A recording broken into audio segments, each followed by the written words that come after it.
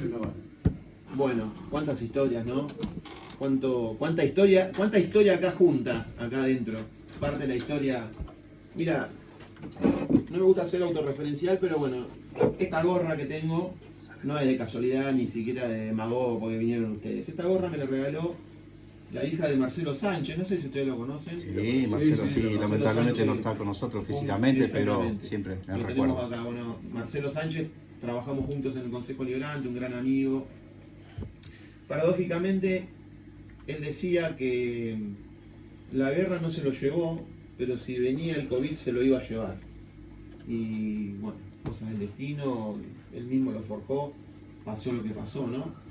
Esta gorra no es casualidad, es en homenaje a él y en homenaje a todos ustedes, por supuesto. Un gran amigo que se me fue y que lo sigo recordando hasta el día de hoy, por supuesto. Y él también decía que él y todos ustedes y todos sus compañeros y hermanos son parte de la historia argentina, son la historia viva de nuestra República Argentina. Coincidimos un poco con eso, ¿no es cierto? Sí. ¿Y el reconocimiento? Gracias. César. Mira, sí, la mayoría de las veces nunca. Bueno, César, ¿qué tal? César, muy bueno, mucho gusto. Fuimos y lo que pudimos volver, empezamos a contar pedazos de la historia. Nosotros, en sí, cada uno cumplió una función y tanto de mar, de tierra y agua. Bueno, por eso decía que era de la aviación naval, pero me mandaron al portaaviones, así que pasé a ser de la aviación naval a un buque. El portaaviones no era el buque insignia, es el segundo. El buque insignia era el Belgrano. Como supieron, el 2 de mayo lo hundieron. Ahí empezó el referendo del conflicto. El pensamiento militar era llegar, tomar, poner un destacamento, Sí. y tratar de volver y después negociación. Pero la Thatcher dijo que no, había que hundir el Belgrano, que era el buque insignia. Sabía todo porque es un buque yanqui, ya se sabe que lo conocían de todo. Sabían los horarios, sabían qué tenía, qué es lo que no tenía, todo, sabían todo. Sabían todo que cuánto teníamos en la flota, sabían los aviones, tenemos aviones del año 1950 y pico y son de Vietnam, la guerra de Vietnam. Y siempre hay que destacar la aviación porque en realidad con poco se hizo mucho. Es cierto. Y eso es lo que le duele a los ingleses.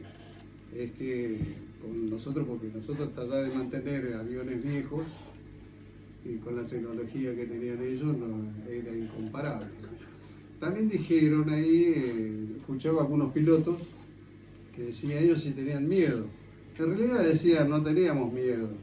¿Por qué no tenían miedo? Dicen, pero nosotros, con la avanzada que tenían, decían los ingleses, tienen la alerta temprana de misiles, ellos le avisaban por intermedio del radar, le decía que venía un misil. A los nuestros, ¿cómo le decíamos? Y usted le preguntaba, ¿cómo hicieron ustedes? Nosotros teníamos miedo, íbamos arriba de un motor y de un misil, y no teníamos alertas tempranas. O sea, si venía el misil, lo veías, pero nunca estaba alertado. Nunca estaba alertado. Tenía asientos eyectables vencidos, había cosas vencidas ya, pero siempre Bueno, es lo que hablábamos recién destacar la parte brava. Claro, eso es lo que hablábamos recién con Andrés. Con Andrés Fleitas, que decía que por ahí la tecnología que tenían ellos se equiparó con el coraje de ustedes y nada, el orgullo de defender la patria, abuelo, ¿no? Sí, es verdad, es verdad. Yo en mi caso particular siempre, como digo, escucho a mis compañeros y también aprendo porque cada uno cumplieron su rol de combate distinto, ¿no? Tanto así como en las charlas, en los colegios, que uno va aprendiendo cosas que por ahí, como yo le digo siempre a los chicos, a los docentes, que una cosa es la televisión, los libros y otra cosa es tenerlo a nosotros y con cada uno de su... Contar sus propias vivencias. Claro, de su parte, cómo vivió, cómo fue, todo eso. Yo también aprendo mucho, más allá que yo estuve con ellos, todos estuvimos juntos, pero cada uno su vivencia, ¿no? Uh-huh. En el caso mío, yo pertenecía al ejército, al batallón logístico 10, que hoy en día está Tecnópolis. Bueno, en ese lugar hice yo el servicio militar. Bueno, de ahí, bueno, esperamos nuestro vuelo, nos llevaron al Palomar, del Palomar nos llevaron a Comodoro Rivadavia, bueno, y al día siguiente estuvimos en Malvinas. Así que bueno, eso más o menos fue lo mío. Después la misión que hacíamos ahí, el lugar donde teníamos destinado era más o menos a 300 metros de la casa del gobernador, entre los dos tanques grandísimos de gasoil y agua, abajo una usina eléctrica, la usina eléctrica que provee electricidad no solamente a la Gran Malvinas, sino a la Soledad. Y bueno, nuestra misión hacíamos varias misiones, ¿sí? Hacíamos, por ejemplo, íbamos a descargar los barcos, Bahía al Paraíso, hacíamos los controles, bueno, en fin. Y después también nos desplazamos con tipo de armamento que sacaban del barco, del Bahía al Paraíso, que estaba camuflado porque ese un buque hospital, pusieron un buque hospital. Y entonces de ahí, bueno, nos desplazamos hacia adelante, había un lugar donde estaba el depósito, y después, bueno, hacía varias misiones hacíamos. Otro amigo que me regaló Marcelo Sánchez fue Gustavo Altoe, no sé si lo conocen, sobreviviente del crucero General Belgrano, que es de allá de Luján, y que eso también fue un golpe artero, ¿no? Hablábamos recién, Andrés, del tema de la guerra, que es totalmente cruel, que es inhumana, que hasta a veces vale todo, ¿no? Y nada, lo del crucero General Belgrano empezó a trazar un poco la guerra, ¿no? Sí, nosotros tenemos acá 3 sobrevivientes, el comandante Bonzo, José Cardoso y Luis Millulo. Bueno, ellos están acá, bueno, Millulo está en Misiones, Cardoso está acá, y bueno, lamentablemente el comandante se nos fue, pero tuvimos yo tuve en forma personal y como veterano, estuve en la última charla que se hizo acá en el colegio número 1, escuchando al comandante. Y la verdad que, como yo siempre digo, que uno aprende todo esto, ¿no? Y tenerlo al comandante como tocar el cielo con la mano, para nosotros, para mí al menos, sí, ¿no? Escucharla a uno de los máximos referentes del crucero General Belgrano, que bueno, lamentablemente muchos compañeros quedaron en el mar, pero bueno, siempre lo recordamos. Bueno, tenemos mensajes para ustedes que van llegando, obviamente, por supuesto, esto es un programa especialmente para ustedes y llega el saludo y el reconocimiento.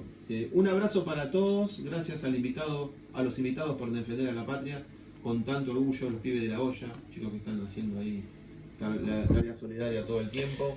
Tenemos un audio que lo pasamos ahora. Vamos a pasar. Lo tengo para pasar ya. Bueno, la CGT regional de Luján Rodríguez dice: gloria y honor para todos los veteranos y los caídos de Malvinas, siempre argentinas. El Enano Díaz dice: las Malvinas siempre argentinas, saludos a todos nuestros veteranos de guerra y a todos los centinelas que quedaron en las islas. Y bueno, tenemos un saludo muy pero muy especial que se lo vamos a hacer escuchar a ustedes y a toda la audiencia. Ahí va, vamos a esperar que salga bien. Bueno, compadre, que te mande un audio, te estoy manejando en la ruta, mandarle un abrazo grande a los compañeros de Malvinas, los cuales hoy estuvimos reunidos, y a todos los compañeros que hacen este programa. Saludos, un abrazo muy fuerte y no olvidar nunca a nuestros héroes de Malvinas. Un abrazo grande. El jefe. El grande. Bueno, hoy hubo un acto muy emotivo y estuvo Pablo Osuna allá en Luján. Se descubrieron las Islas Malvinas en la sede de la CGT regional, una placa, realidad que muy lindo. Y se lo notaba visiblemente emocionado a Pablo y a todos los compañeros que estaban ahí, porque la verdad que es uno de los tantos y de los que muchos de que faltan reconocimientos para ustedes, ¿no? No sé. Sí, Andrés. César, ¿me permitís con respecto a lo que vos decís? Sí. Camionero fue uno de los primeros, siempre, uno de los primeros gremios de la nación argentina en reconocer a los veteranos de guerra. No solamente en reconocerlo a través de palabras. De hecho, en cada una de las remeras de la gente del peaje, de Sí, la gente que es de la cierto. recolección de Con residuos, muchas banderas Les- de las marchas. les obligó a poner las Malvinas. Exactamente. Y para nosotros no deja de ser un orgullo, ¿me entendés? Un orgullo del reconocimiento, el orgullo de recibir estos saludos de gente que está trabajando y que también son veteranos de guerra y que hacen la Argentina día a día. Porque para hacer la Argentina no hace falta ser veterano de guerra de Malvinas. La Argentina se hace todos los días trabajando de cada uno de los puestos de trabajo, ¿me entendés? Por eso el agradecimiento a la gente esta, pero también reconocer a camioneros y agradecerle, tener la oportunidad, después de 41 años, la primera vez que lo hago, de reconocerle y agradecerle a camioneros, porque cada que paso por un peaje les agradezco al que me cobra o cuando paso, de que ellos a través de tener en cada una de las remeras el logo de las Malvinas es de alguna manera recordarnos a nosotros y que no se olvide la gesta Malvinas. Totalmente de acuerdo. Juan, Vos sabés que yo pertenecí al trabajo de camioneros sí, por el año 86 hasta el 98. Trabajé en la empresa de Torbis, San Miguel Ambiental, Manliva, Cliva. Entonces, tengo gratos recuerdos. Yo soy mecánico hidráulico. Aparte de ser mecánico de mantenimiento de aviones, soy mecánico hidráulico, porque después de aprender, lo tuve que adaptar a la vida sí, civil. sabés arreglar aviones, sabés arreglar cualquier cosa. Sí. Eso, olvidate. La hidráulica sí. ¿Eh? Puse todo de manifiesto en la hidráulica. Hay sí. que conocer mucho y saberlo. Y progresé, te digo, bastante. Mm. Aprendí bastante. Porque Te iba a preguntar si todos estos reconocimientos, obviamente ustedes lo reciben con el corazón, ¿faltan algunos más?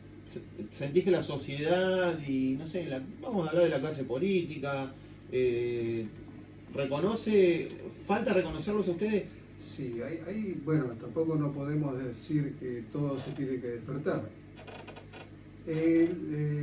Hemos abierto ciertas conciencias con referente a Malvinas porque nosotros miramos a nuestros pasos nada más, hasta donde nos alcance la vista. Ujú. Pero racionalmente tenemos que aprender a comprender que todo lo que tenemos alrededor, en teoría y práctica, es de quien lo trabaja. Ajá. Nosotros hablamos como tiempos viejos, ¿no? Estamos hablando de 1833, 1806, 1807, si tenemos que meternos en historia. Y a medida que pasaron todos esos años no hubo una parte diplomática, bueno, a partir de las invasiones y todo lo demás, no hubo algo diplomático bueno, porque mayormente no llevamos tantos libros. Y lo que llevaban los libros era el virreinato del Río de la Plata, mayormente los españoles, los portugueses, los ingleses y todo lo demás. Si vos querés algo, vos lo vas a encontrar en Inglaterra, vas a encontrar todos los libros. En España vas a encontrar todos los libros. O sea, si los libros te dan el derecho para tener a Malvinas, como puedes tener a la Antártida, qué mejor ir a preguntarle a ellos qué pasó. ¿Y qué son ellos? Lo que en teoría te dicen, bueno, che, si tenemos pertenece tanto, están usando la fuerza y no la razón. Hoy nos contaba Abel Rauch, veterano de guerra allá de Luján, hablaba del Gaucho Rivero. Sí, Es sí, casi un prócer no reconocido aquí en la Argentina, que en 1833 resistió y tuvo prófugo hasta que lo alcanzaron, lo encarcelaron y los trasladaron a Inglaterra. sí, se lo llevaron. Se lo llevaron a Inglaterra y cuando llegó el momento del juicio para ver qué delito había cometido, lo liberaron porque no encontraban delito. El Gaucho Rivero estaba defendiendo la patria, digamos. O sea, que los mismos ingleses reconocían Sí. que el suelo era argentino. Vos sabés que está relacionado a General Rodríguez con 1833, porque da la casualidad que el gobernador se llamaba General Rodríguez, que es el de acá. Está relacionado en Ajá. esa época, 1833. Mirá, Así que tenemos una línea directa a Rodríguez. mirá. A ver, César, Sí, para ilustrarnos un poquito más de por qué las Malvinas son argentinas. Yo te comento, en realidad nunca estuvo en discusión si las Malvinas son argentinas o no. No está ese inconveniente con los ingleses. No es si las Malvinas son argentinos de los ingleses. Claramente, vos conocés el mapa argentino, por supueto. sí, sí, Empieza en La Quiaca y ¿dónde termina? En la Antártida. Termina en la Antártida. ¿En qué parte está la Malvinas? ¿Está en la mitad? Está en la plataforma continental. Claro.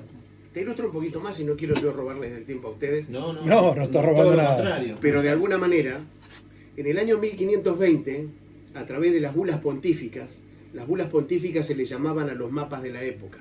El Papa de aquel entonces dijo que a partir de las 12 del mediodía y todo lo que dé al sur era de España, del rey de España. Era del rey de España, ¿sí? Después, por descendencia, que pasamos a ser hijos de los españoles, cuando pasamos a ser el virreinato del Río de la Plata, por herencia nos quedan las Malvinas. O sea que no está en discusión de quiénes son las Malvinas. Inclusive, vuelvo a repetirte, hay documentación. Lo que pasa que como punto estratégico para el mundo, en caso de una guerra mundial, no se olviden que el Estrecho de Magallanes es una puerta para pasar para un lado del mundo o para el otro lado del mundo. Entonces, ellos son el puesto policial para ver quién pasa para un lado del mundo o para el otro lado del mundo. O sea que no es que está en discusión de quiénes son las Malvinas. Es quién va a pasar por ahí en caso de una guerra mundial. Claro. Ese es el tema particular. Que eso me gustaría aclararlo para que la gente sepa. No está en discusión si las Malvinas son argentinas o no. Eso nunca se discutió. Los ingleses no discuten eso. Ellos no van a entregar las Malvinas por una cuestión estratégica. Por eso,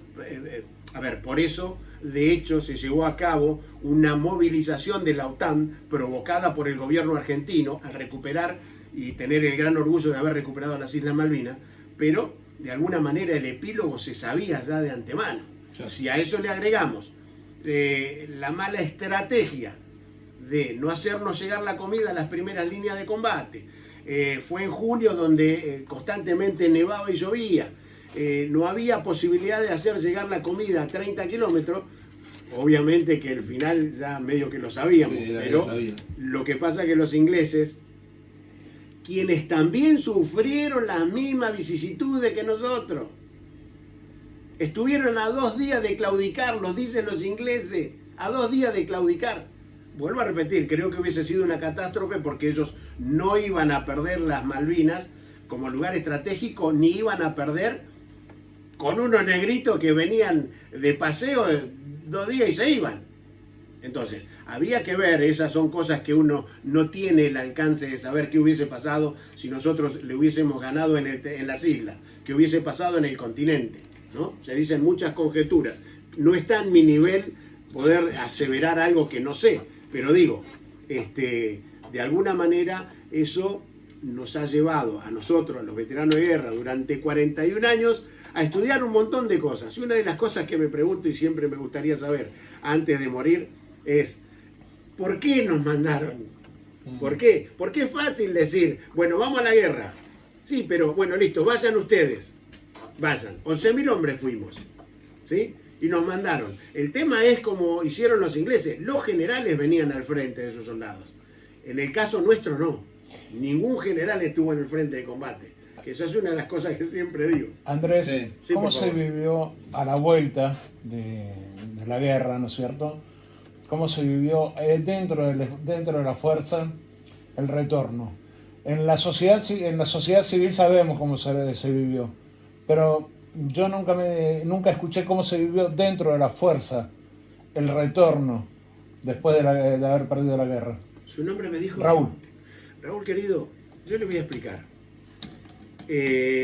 Mientras estuvimos en combate, yo vuelvo a repetirle, tuve la oportunidad de combatir hasta las 6 de la mañana en el último combate en Monte London, donde fue un infierno, donde nos tiraban desde los buques navales, desde las fragatas. Habíamos visto durante el día previo toda la preparación de los ingleses con helicópteros, ponían las piezas de artillería, lo veíamos, estábamos a 600 metros de ellos. Nosotros vimos todo eso, sabíamos que se venía el final, pero así todo no nos pudieron sobrepasar. Pero fíjese que esa magnitud del infierno de la guerra en el último combate es insignificante cuando sí, a veces cuando nos hicieron entregar el fusil, cuando nos hicieron sentir que nos rendimos. Los ingleses, una vez que sabían que habían ganado la guerra, a las 10 de la mañana aproximadamente, 10, 12 del mediodía, se había firmado la capitulación de las fuerzas argentinas. Entonces los ingleses quedaron en las afueras de las Malvinas, quedaron afuera de la capital de Puerto Argentino. Y nos fueron llevando a los galpones. Nunca entraron, ellos no nos molestaron. Nos dejaron que nos agrupáramos, las autoridades argentinas con las autoridades inglesas arreglaban, pero nunca tuvimos ningún problema. Una vez que se firmó, ahí sí, donde nos empezaron a organizar para ver cómo regresábamos al continente. Y ahora le contesto lo que usted me dice que sentían los argentinos y qué sentíamos nosotros. En ese interín, Raúl, nos hacen formar en fila de a uno y llevábamos. Y teníamos que tirar el casco por un lado, el fusil por otro. Ese fue el peor momento de un veterano de guerra. Hay imágenes de eso, ¿no? El peor momento de un veterano de guerra, porque ahí nos vencieron. En combate no nos vencieron nunca. Ahí nos vencieron, cuando tuvimos que entregar el fusil. ¿Me entiendes? Después de ahí, una vez que entregamos el armamento, entregamos todo, bueno, sí, ya se hicieron los preparativos. Nos suben a unos lanchones en el puerto, hasta alta mar. De ahí nos suben al transatlántico Canberra, que nos baja en Puerto Madryn. Y realmente un dejo de tristeza, porque habiendo dado todo para vencer al enemigo, no pudimos, pero también teníamos la preocupación de cuando echáramos pie a tierra, teníamos miedo de que el argentino, siendo exitista, nos reprochara que hubiéramos perdido la guerra. Y cuando bajamos en Puerto Madryn, que me acuerdo que el pueblo entero nos recibió en Puerto Madryn, lo primero que hice fue de preguntarle a una pareja de ancianos qué sentían ellos, si rechazo por los soldados argentinos por haber perdido y un señor y su esposa me decían, nosotros estamos orgullosos porque jamás pensamos que los argentinos iban a combatir tan bien. Eso fue, Raúl, me sacó del alma el peso de yunque que yo tenía, y a partir de ese momento, cuando eché pie a tierra, empecé a sentir orgullo de ser veterano de guerra y de haber defendido mi patria. Wildo. Sí, no, estoy escuchando con mucha atención porque me siento muy identificado con la narración de mi compañero Andrés. Y es verdad, porque la tristeza, el dolor de dejar como nosotros siempre lo llamamos, nuestra novia, que era nuestra salvavidas, nuestra compañerita, que era el fusil. Tristeza. Es como tristeza, que emoción. una parte de tu cuerpo, ¿no? Y claro, Sí, claro que sí, sí. totalmente. Y después, como bien dice Andrés, nos llevaron a los lanchones, nos llevaron al Canberra, y yo hice una cosa, miré para atrás porque era ya estaba, el sol ya se estaba yendo, y miré para atrás y me puse a llorar, por supuesto, me puse a llorar por muchas cosas, y tampoco no entendía el motivo, porque todavía no digerió yo en mi mente qué es lo que había pasado. Y cuando fuimos al Canberra, bueno, era también ahí para mí, ¿no? Para mí era otro miedo porque, imagínate, nosotros éramos prisioneros de guerra, y el tema era cómo nos iban a tratar dentro de lo que era en sí el buque. Gracias a Dios estuvimos, no sé, Andrés, creo que 3 días, 4 días dando vueltas por todos lados. Casi una semana estuvimos. Primero, en el una Canberra. semana estuvimos dando vueltas porque se había corrido la voz, porque algunos compañeros nuestros sabían el idioma inglés y bueno, nos transmitía a nosotros. Primero que nos iba a llevar a la isla Ascensión, después nos iba a llevar no sé dónde, y al final volvimos de vuelta y bueno, fuimos a Puerto Madryn, como dice Andrés. Tenían miedo que en la costa argentina le tiraran, Sí. que llegara un buque inglés. Igual veníamos custodiados con Claro, los dos, sí. ¿te acordás? Con los ingleses, Sí. donde nosotros hacíamos algo malo, bueno, directamente Sí. torpedo y otra cosa Sí, mariposa, sí. ¿no? Y gracias a Dios nos portamos bien, ellos se portaron bien con nosotros, nos dieron de comer, nos duchamos, era por cada camarote, Andrés, eran 4 soldados, 4 una personas. organización impresionante. Y bajamos en el subsuelo, me acuerdo, era una bandeja, había un poco de quaker, arroz blanco, 2 salchichas, un cigarrillo y no sé qué otra cosa más era, pero Ya la lo verdad tenían que era, no comíamos programado. nosotros, era el hambre que teníamos era como que atragamos completo. Y yo cambiaba el cigarrillo, como no fumaba, me acuerdo por un pedacito de chocolate. Pero una organización, Sí, César. Sí, me imagino. Pero ponele que el Canberra tiene como 10 pisos. Sí. Bajábamos por piso, ¿no? los argentinos daban órdenes con el control de los ingleses. Convengamos que arriba del buque estaba la Cruz Roja que supervisaba todo. Pero ellos, con mucha experiencia de guerra, ¿sí?, nos trataron bien, nos trataron con respeto. Entonces, a la derecha y a la izquierda, bajábamos por escalera, retirábamos la bandeja, pasábamos por la cocina, nos servían la bendita sopa de Quaker, que si no nos gustaba teníamos hambre y la comíamos igual.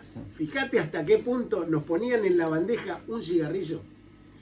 Y antes de terminar de comer nos decían, hold minute, cigarette. Y quedaban minutos para fumar el cigarrillo. Pero a caballo de esto también te cuento una cosa risueña. Sí. Te cuento una cosa risueña.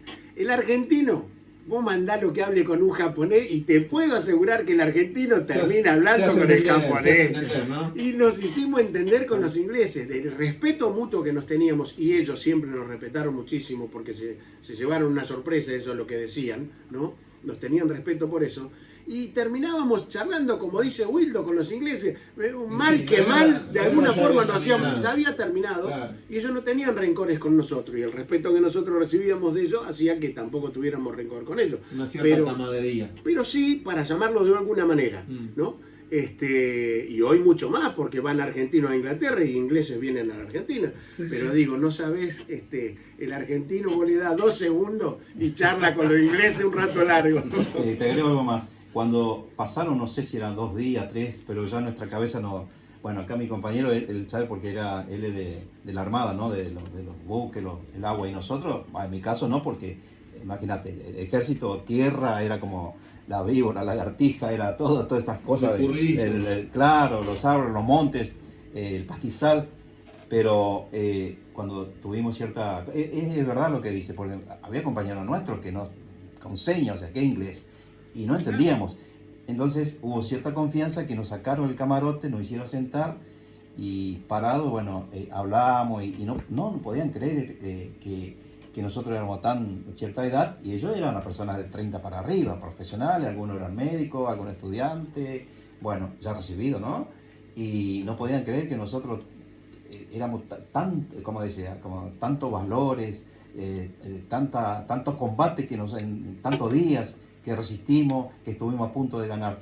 Y ellos no entendían esas cosas porque ellos venían como a hacer un trámite nada más. Y se encontraron que no era así. Nosotros la verdad que los compañeros lamentablemente quedaron allá, estuvimos en combate puro y haciendo frente a una de las primeras potencias del mundo. Claro. No es cualquier cosa esto.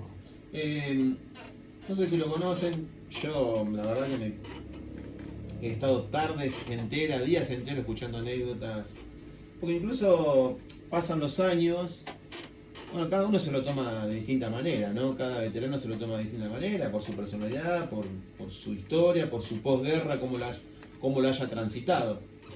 Pero bueno, algunas anécdotas ya me contaban en Luján, algunas pasaban a ser un poco risueñas, algunas pintorescas. Hay un veterano allá en Luján que se llama Clarembó, de apellido el Loco Clarembó, no sé si lo tienen, que andaban en medio de andanzas con Marcelo en Malvinas, con Marcelo Sánchez en Malvinas, y hablaban un poco de que cuando uno está en la guerra, lo único que les interesa es sobrevivir, vivir en realidad, mantenerse con vida. Por ahí se olvidan si están sucios, si tienen hambre, si no durmieron. ¿Les pasó un poco a eso a ustedes? Yo no. Bueno, lo que pasa es que la vida en el buque es distinta. Claro. La vida en las bases también es distinta. La vida del buque es ir y venir y estar cumpliendo siempre la función y tener tu descanso como corresponde. Pero lo que estaba diciendo, yo respeto mucho lo que ellos dicen, pero no, en mi caso, ¿no? Yo voy a hablar mi parte particular. Yo no lo tomé tanto así.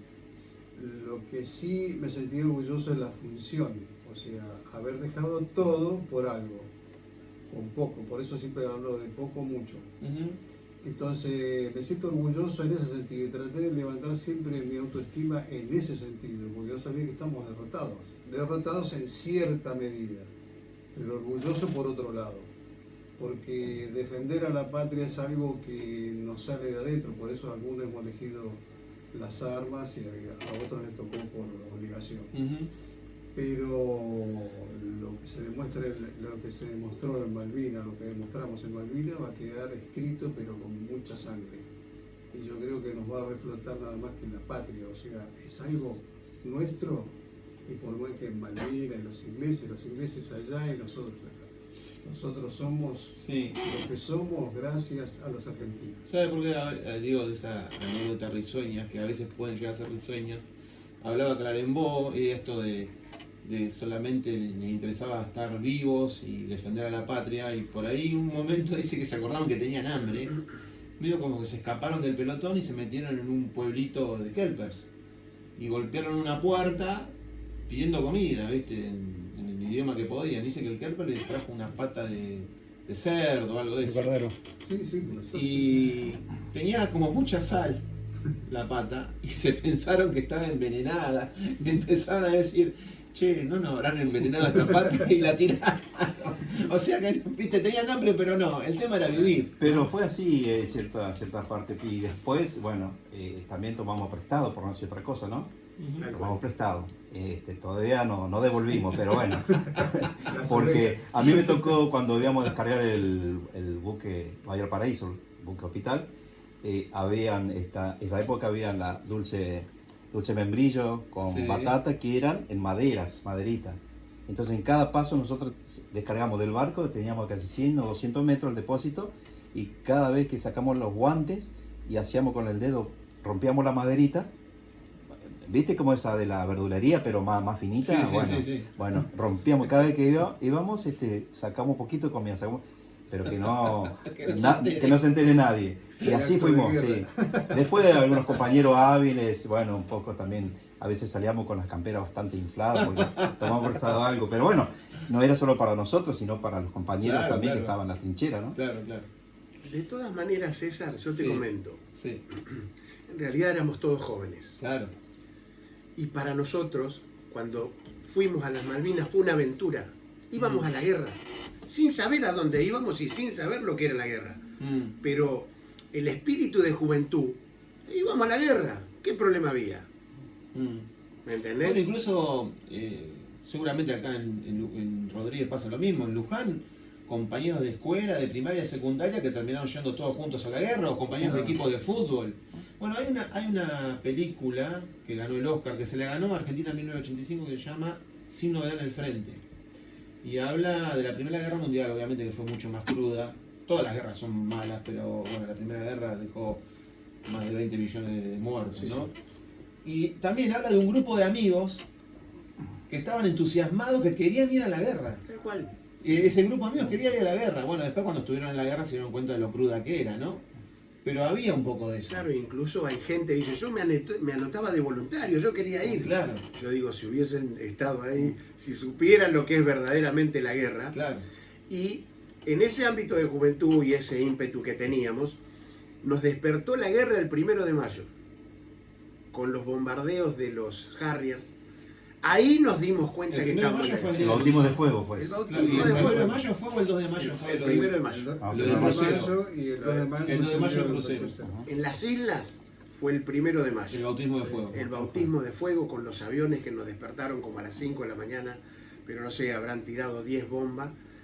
Y ahí nos dimos cuenta que estábamos en la guerra. Claro. Ahí nos dimos cuenta que estábamos en la guerra. Después de casi un mes. Mientras tanto, sí teníamos periodos de higiene, obviamente que había charcos en la montaña por donde estuviéramos, nos higienizábamos, había lugares, el cuartel de los Royal Marines en Muddy Brook, también había baño de agua caliente, que ese era un cuartel abandonado, que lo abandonan cuando recuperaron los argentinos, claro, cuando llegaron. De alguna manera fue eso, o sea que sí, nosotros teníamos higiene, la higiene personal y demás. Y después, si vos me preguntás con respecto al combate específicamente, primero te voy a decir algo para que todo el mundo lo sepa. El miedo es una propiedad humana. Sí. El miedo es una propiedad humana. El que no tiene miedo, entonces tiene algún problema psicológico. No es humano. Claro, ¿me entendés? No quiere decir que no teníamos miedo, pero el hecho de que teníamos que enfrentar a un enemigo no nos permitía el orgullo de ser argentino y defender a la patria tener miedo. Por eso nunca tuvimos miedo.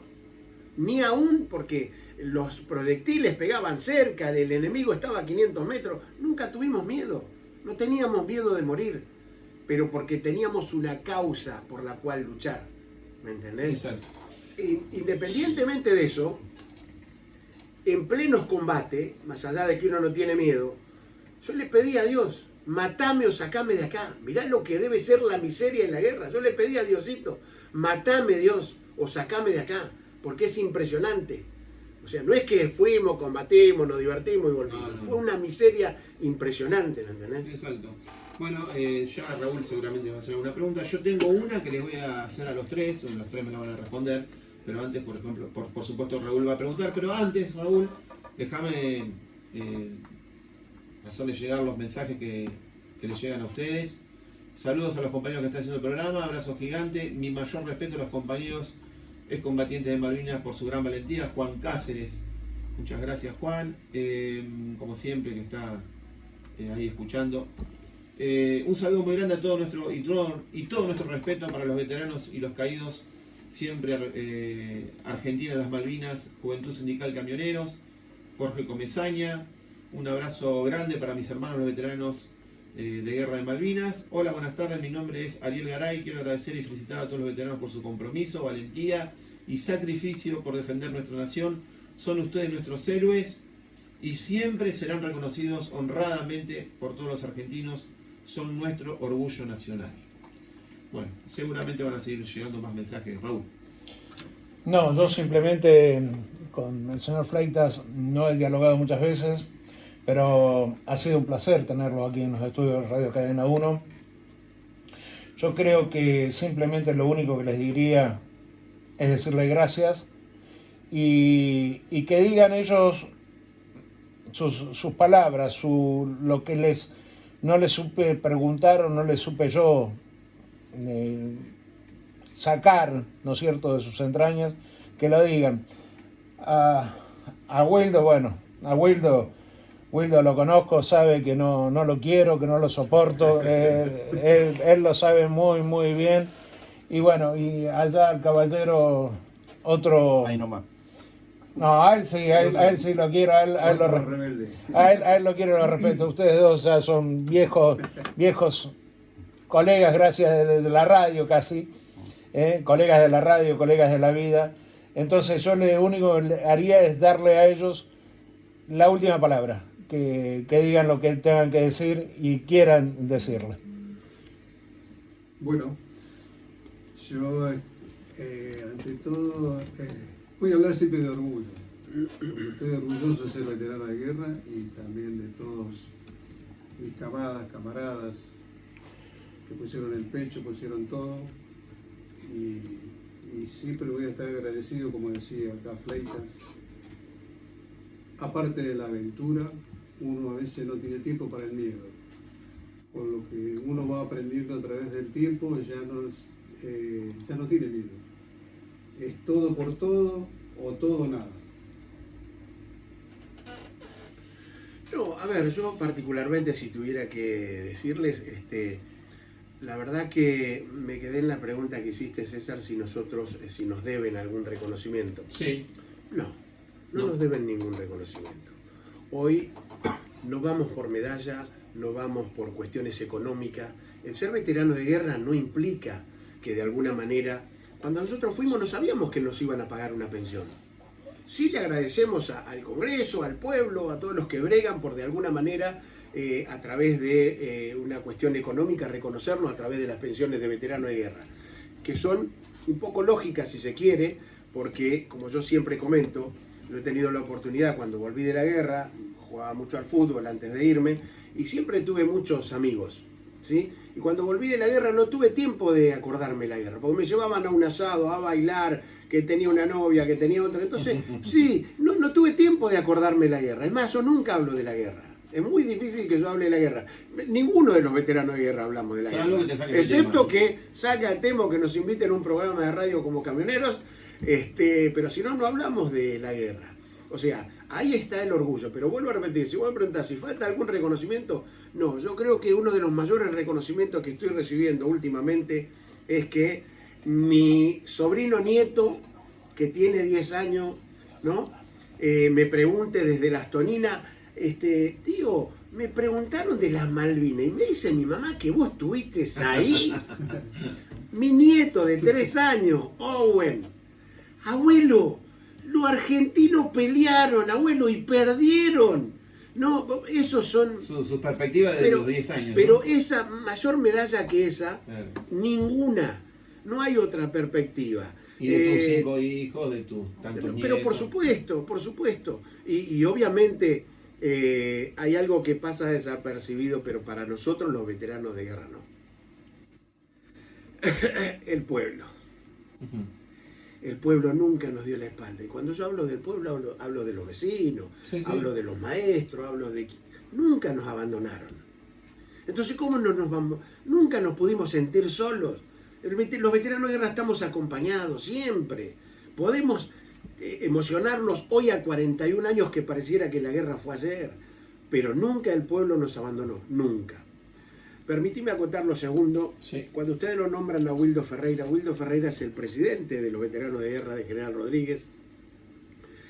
Una persona que, se lo dije ayer, yo ya a los 63 años se imaginan que no necesito tener obsecuencia con nadie. Es más, soy un poco reacio a las reuniones, últimamente no participo de reuniones de veteranos de guerra, me aferro más a mi familia, pero obviamente debo resaltar el trabajo, el sacrificio que hace Wildo Ferreira como presidente del Centro de Veteranos para que en cada lugar, en las escuelas, en los hospitales, en el municipio, nos sigan recordando.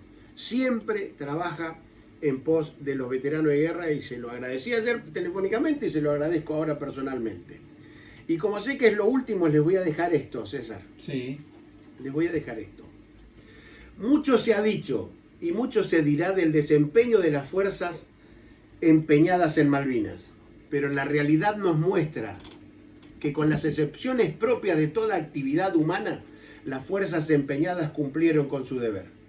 Y ello fue posible merced a la adecuada conducción de sus cuadros, a la profunda disciplina de sus soldados y a la permanente convicción de justicia de la causa por la cual se luchaba. Clarísimo, clarísimo. Bueno, vamos a empezar desde Wildo, después Juan y después Andrés.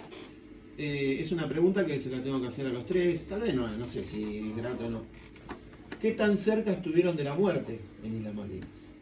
Bueno, en mi caso permanentemente, porque yo pertenecía al batallón logístico 10 y la parte logística siempre estaban en actividad. Por ejemplo, íbamos no a la primera línea, pero cerca, nos cruzamos a la otra punta, para acá, para allá, varias actividades y permanentemente escuchábamos lo último, como dice Andrés, después del 1 de mayo fue un desastre total. Uh-huh. Y a la noche a veces teníamos que salir a evacuar, a traer algunos compañeros que estaban heridos hasta el hospital, porque nosotros teníamos nuestra base ahí, como había dicho al principio, cerca de la casa del gobernador estaba el hospital central y hacíamos varias actividades. Pero ¿sabés que nosotros con el otro compañero mío no pensamos nunca en esas cosas de la muerte?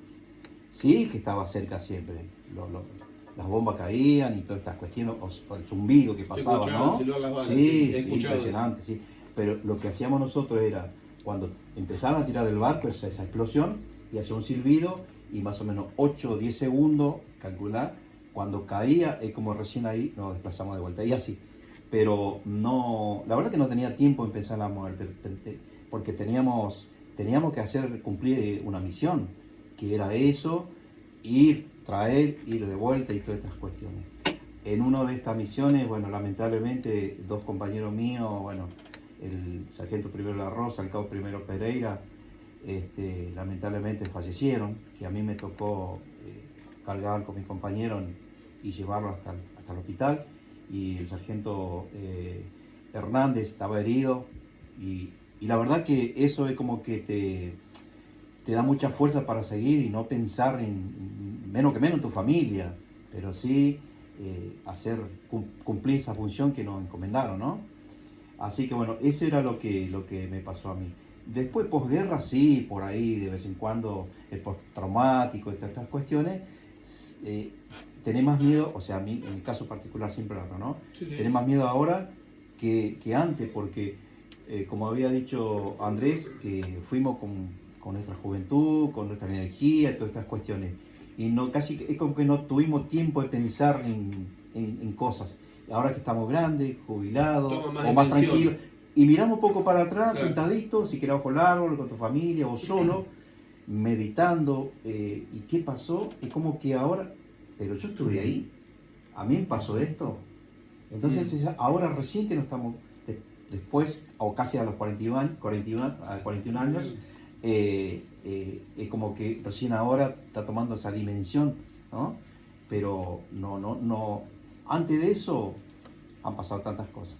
Y otra cosa, otro punto, quiero agradecerle a Andrés, y bueno, siempre por supuesto vamos a estar trabajando en el equipo con todos los veteranos que integra el Centro Veterano General Rodríguez, en pos de los de veteranos, de la familia, y agradecer por supuesto a los medios de comunicación, a usted, a Raúl que siempre nos invita. Raúl es uno de los que siempre malviniza, que está al lado nuestro, con otro colega de él, que nos da el espacio, a los docentes que siempre nos convocan, porque ellos son el pilar fundamental también para que la historia, la gesta de Malvinas sigan y ahora también que ellos vayan tomando de poco a poco la posta. Desde el Jardín Infante, que recién venimos de una charla, de los chicos, preescolar y la secundaria, que tengan también una noción y que, siempre digo yo, una cosa es la televisión, los libros y otra cosa tenernos a nosotros Historia y viva, aprovechan la como decía. historia y escucharnos y bueno, y ellos aprovechan esos momentos. Juan, Con definición a la muerte y todo lo demás. sí. Eh, ¿Alguna situación puntual o, como decía Wildo, en la posguerra? Sí, vos sabés que yo llegué a Puerto en el 81, en enero del 81. Bueno, de ahí te mandan, viste, a hacer actividades con referencias a rescate y salvamento, porque vos tenés que estar preparado para nadar, para el rescate, porque en un buque es totalmente distinto, porque si hay incendio y todo lo demás tenés que empezar a hacer a puerta, hacer ojo de buey, y cuando vas en guerra también. Ojo de buey, puerta, todo. Lo único que tenés son tambuchos, y directamente tambuchos se dicen una cosa redonda nada más que se abre y vos estás por adentro, como una rata. Y encima vas con luz roja. O sea, tenés que acostumbrar a tu ojo a la luz roja. Vos sabés que casi siempre teníamos zafarrancho de combate. Zafarrancho de combate es a cualquier hora y el buque, los marinos tienen que estar conociendo. Zafarrancho es todo. como un tipo simulacro, ¿no? Ah, Que se decía. simulacro. Decimos zafarrancho de combate porque, bueno, entran todos. Y tenés que conocer tu balsa, tenés que conocer a tu gente, tenés que conocer a dónde te toca y qué banda te vas a tocar, si la banda se va para estribor o babor, vos tenés que buscar la banda contraria y vos tenés que conocer y saber los nombres de tus compañeros y todo lo demás. Entonces siempre estuvimos en acción. Y después tenés la otra. En el 81, aunque muchos dirán, bueno, no estuvimos preparados y todo lo demás, nosotros estuvimos preparados para eso. En el 81 había mucha actividad, que nosotros cada 15 días salíamos a navegar. Salía toda la flota. Salía aviones, helicópteros, todo lo demás, y todo lo que referente a flota y abastecimiento. Siempre lo hacemos en una zona que se llama El Rincón, que está frente a Bahía, está por ahí. Es una zona de navegación siempre, y siempre hay práctica de tiro, práctica de vuelo, práctica de esto, práctica de noche, todo. O sea, el entretenimiento está siempre.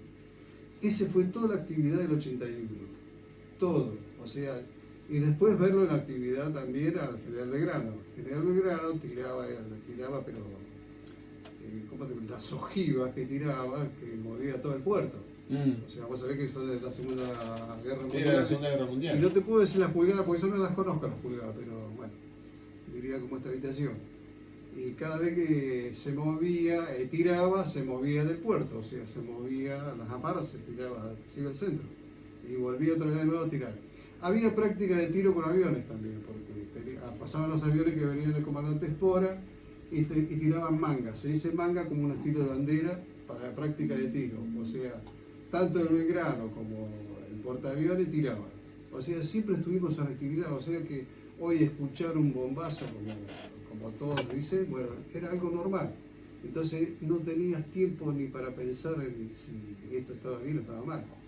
era actividad cotidiana. Andrés.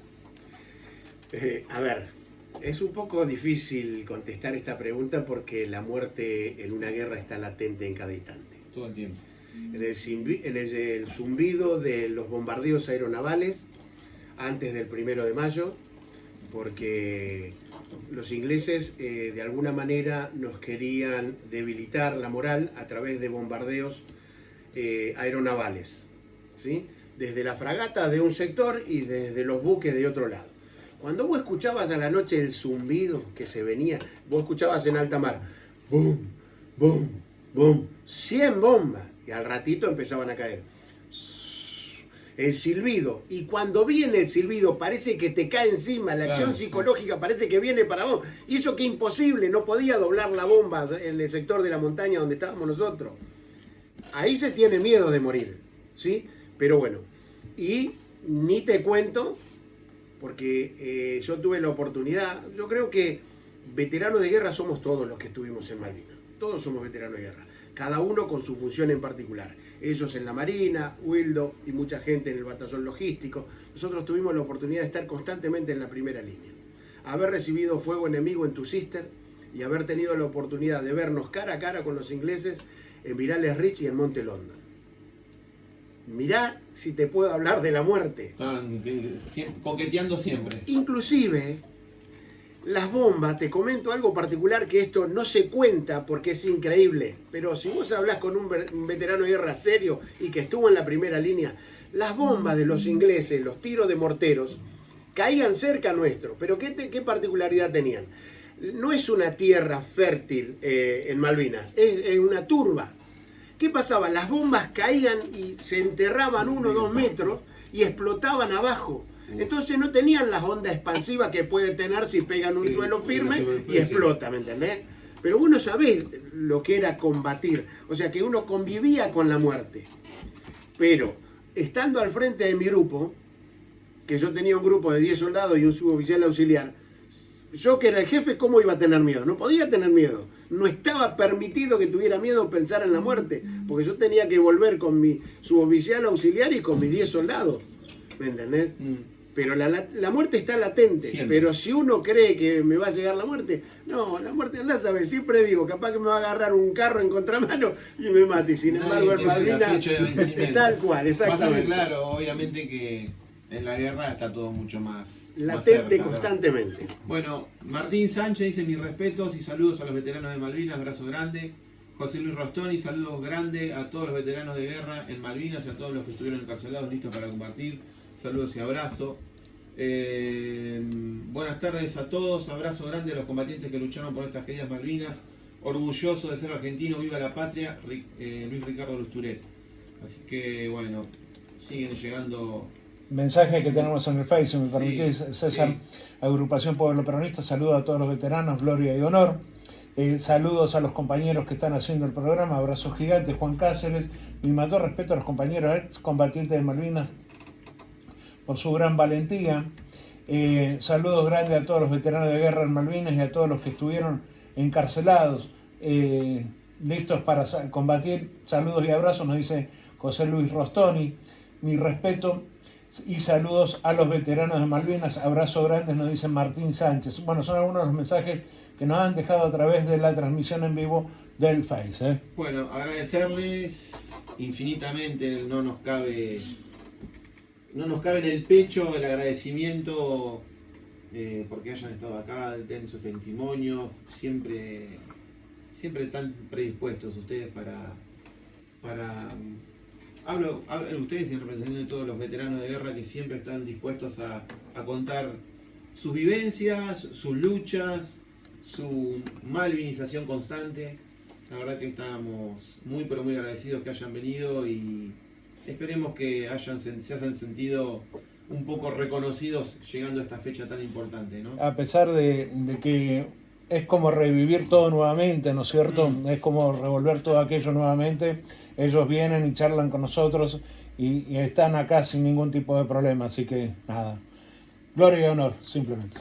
Andrés Fleitas, Wildo Ferreira, Juan Flores. Sí, Wildo. Sí, por último, bueno, agradecer por supuesto al espacio, a Camionero, por supuesto a Pablo Osuna, a ustedes, a Raúl, a mis compañeros, agradecer los mensajitos que la verdad que te llega al corazón, al alma y lo vamos a recordar siempre. Y aprovechar para invitarle para el día domingo que tenemos el acto oficial. Claro. Tenemos acá la semana 9 horas en la Plaza Central Martín Rodríguez, acá en General Rodríguez. Después, bueno, se descubrirá los nombres de los veteranos lo que está en cada esquina por la 2 de abril, los nombres de las calles, arriba o abajo van a estar. Sí. Y después nos desplazamos hacia el monumento que está de Malvinas, que está en la Avenida Verdad de Vigoya y Avenida San Martín, a las 10 horas. Así que bueno, esperemos y contar con la presencia de todos, porque es un día tan especial. Siempre está. Así que muchísimas gracias. Wildo, muchas gracias. Juan Flores, últimas palabras. Sí, siempre agradecido. Nosotros formamos el pueblo. O sea, estamos agradecidos del pueblo y el pueblo también está agradecido de nosotros. Andrés. Nada, agradecerle a ustedes como medio de comunicación radial, a las redes sociales, a todos. Agradecer como siempre desde lo más profundo del corazón que no nos olvidan y que de alguna manera es el mayor orgullo y el mayor honor es que el pueblo nos recuerde y que de alguna manera, más allá del epílogo de la guerra, nos sigan recordando sabiendo que dimos todo aún en la derrota. Nada, gracias al pueblo argentino, los mensajes a todos desde lo más profundo del corazón de un veterano de guerra, agradecerle a ustedes por la amabilidad de siempre, los 2 de abril, rendirnos estos pequeños homenajes para nosotros son gigantes. Sin duda que el pueblo los abraza. Sí. Me meto acá, invado la privacidad del señor Wildo Ferreira, pero me metí en el Facebook, que él está transmitiendo también en vivo, y le dejan estos mensajes. Saludos desde La Rioja, fuerte abrazo para ustedes, te queremos, Wildo Ferreira, nos dice Elizabeth Paquiri, Cacho Lazarte, Wildo, amigo mío, abrazo. Gabriel Engen dice un abrazo gigante para los héroes de Malvinas, en especial para mi amigo incondicional Wildo Ferreira, gran persona de las que ya no existen. Después, Bonar Diego, abrazo a todos nuestros héroes. Querido Wildo, saludo, abrazo a todos ustedes. Bueno, algunos de los mensajes que le han dejado al señor Wildo Ferreira en su transmisión de Facebook. Perdón que invadí su transmisión, señor, pero bueno. Está bien. Ya es como que estoy en casa con usted. En casa. Siempre Recibimos aquí en CM Radio por Cadena 1 100.5 a Wildo Ferreira, Juan Flores y Andrés Freitas. 1.000.000 de gracias de corazón. Gracias, muchas César, gracias gracias Raúl y gracias a los colaboradores. Muchas gracias. Vamos a un tema musical y continuamos aquí en